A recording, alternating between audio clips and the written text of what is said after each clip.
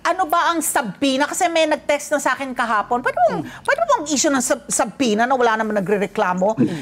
Yung nature ng sabina na galing po sa law enforcement agency tulad po ng NBI vis-a-vis a court-issued sabina, ano ang legal na basihan po ng mga sabina na yan? Yusek? Okay. Anyway, Ali, kung papahintulutan niyo ako, kasi nakinig ako dun sa last portion lang nung sinabi ni Senator Lacson. And I join his appeal for calmness and sobriety. Correct. Kailangan po tayong maging mahinahon sa lahat ng ating ginagawa. At in a vibrant democracy po, ang debate naman po ay naaayon. Pero daan natin lahat sa tamang legal at constitutional na proseso. Yun lang po, maaari po tayong we can disagree, but there are legal and judicial forums na pwede hong ayusin yan. Wag po sana tayong maghunos dili, wag po natin ilagay ang batas sa ating kamay. At meron pong strong legal framework po na mag-a-address po ng lahat ng issue na ito. Very well said po, Yusek.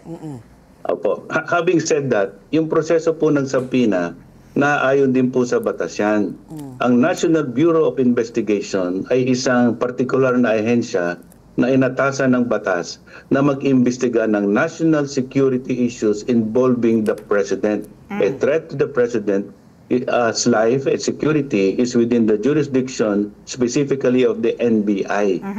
Kaya po nung narinig po natin at buong bayan naman po nasaksihan ang ating video clip kung saan po nagpahayag ng threat ng ating Vice Presidente na ipapapatay ang Pangulo, ang First Lady at Speaker Martin Romualdez, at meron na po siyang kinuhang tao na magsasakatuparan nung kanyang hiling, naalarma po ang DOJ at ang NBI. Kaya po agad-agad doon sa power po natin, nagpa-issue tayo ng subpoena. Yung subpoena po, it's a compulsive process para po yung tao na subject ng investigation ay humarap sa NBI at magbigay ng pahayag ukol doon sa matter under investigation. So, yung matter under investigation po ay yung pagkukuha niya ng isang tao. Kami po, we have been trying to decipher the pronouncements of the Vice President and even President Duterte. Sometimes po double meaning Parang malalim po, medyo dalawa ang kahulugan. At we have to get to the bottom of this. But since it is a categorical admission on the part of the Vice President that in case she dies, she wants revenge.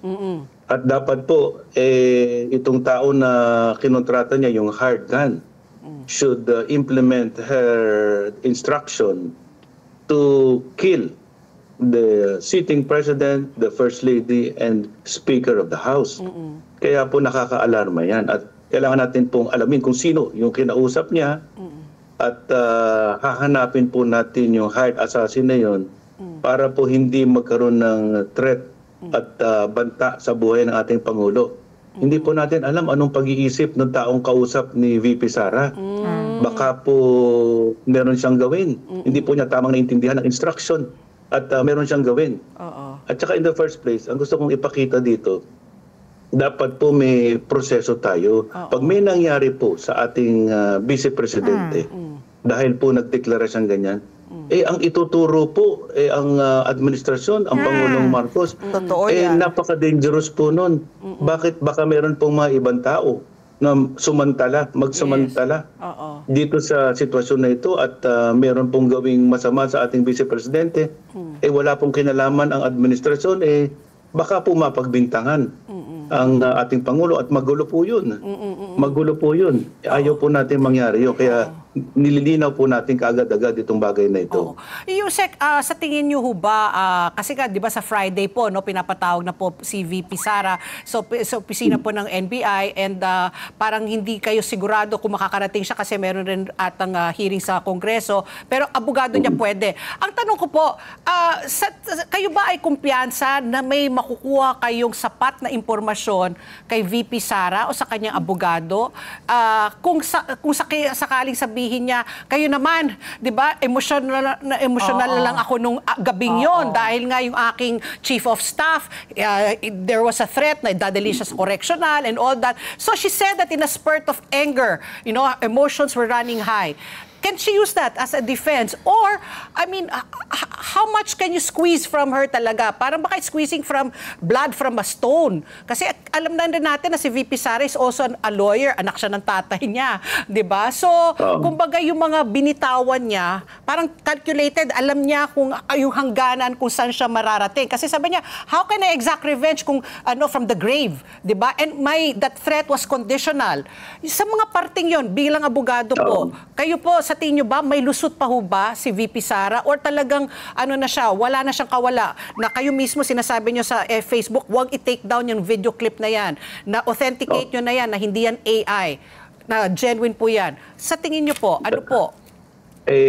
Unang-una, paliwanag natin na yung admission, yung pahayag na mismo VP Sara, dun sa balaki niya na kumuha ng isang hard gun and to actually assassinate the President, the First Lady, and Speaker Martin Romualdez, hindi lang po tangka ito Dahil ayon sa kanyang pananalita, meron na pong spesipiko na tao na pumayag para gawin ito.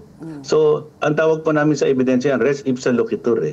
The thing speaks for itself. Kayo na po ang humusga, tignan niyo yung manner by which she said it, and at the end of her remark, nung pumayag po yung lalaki, yes, he agreed, and it is no joke, no joke.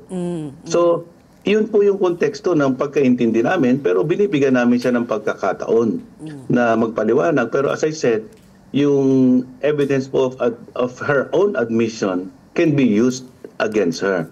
But doon sa subpoena po na tinatawag ng NBI, hindi po yung abogado ang dapat humarap doon. Siya po mismo. Dahil wala pong alam yung abogado doon sa circumstances na gustong alamin ng ating NBI, kaya yung si Sara lang mismo ang dapat humarap. At kung meron siyang conflict sa schedule, we will be very accommodating and lenient to adjust our schedule. Importante pong mabigyan natin siya ng pagkakataon. Pero ang malaking katanungan ko lang sa isip, siya ay pinakamataas, second highest official of the country. And yet, hindi po sumasailalim sa batas yung recourse niya to seek justice. Yung revenge po is taking the law into your own hands. Yung kukuha ka ng mamamatay tao to exact justice, hindi po naaayon yun sa obligasyon ng isang public officer. We work in a system of government governed by the rule of law. Hindi ho pwedeng vigilante na wala pa hong pagkakaalam kung sino ang may sala doon sa nangyari sa kanya. Kung may mangyari man, bakit po nakaturo kagad at may aksyon? Hindi po tayo dapat sumandal sa ganong klaseng sistema dahil upaatras ho yan. Dapat rule of law tayo. Sapat na ebidensya, bigyan ng pagkakataon magpaliwanag, at doon lang po huhusga. Let's get together. Sunday 25. Sunday 25.